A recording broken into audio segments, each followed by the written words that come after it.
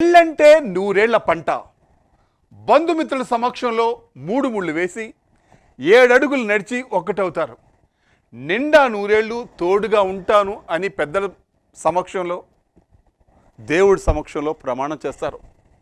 సంసారం అన్నాక చిన్ని చిన్ని కోపాలు, తాపాలు, గొడవలు వస్తూ ఉంటాయి.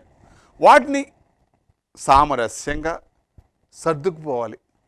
మహా కష్టమైతే పెద్దల మధ్య కూర్చొని తీర్చుకోవాలి. అంతేగాని ఈ జంట క్షణికావేశంలో ఏం చేసిందో చూడండి.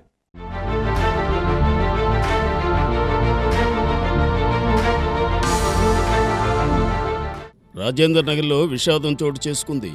ఆత్మహత్య చేసుకుని మెహిందీ ఆర్టిస్ట్ పింకీ మృతి చెందింది. పోలీసుల వివరాల ప్రకారం ఏడాది క్రితం అమిష్ లోయ అనే వ్యక్తిని పింకీ ప్రేమించి పెళ్లి చేసుకుంది. అప్పట్నుంచి వీరు అత్తాపూర్లోనే నివాసం ఉంటున్నారు. మెహిందీ ఆర్టిస్ట్గా పింకీ జీవనం సాగిస్తోంది. అయితే ఈరోజు తన గదిలో చున్నీతో ఉరివేసుకుని పింకీ చనిపోయిందని స్థానికులు తెలిపారు.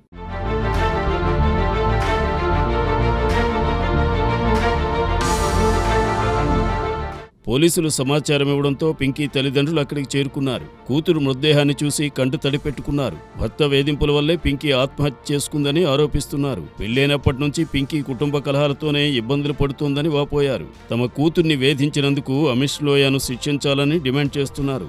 తమకు న్యాయం చేయాలంటూ ఆందోళన చేస్తున్నారు.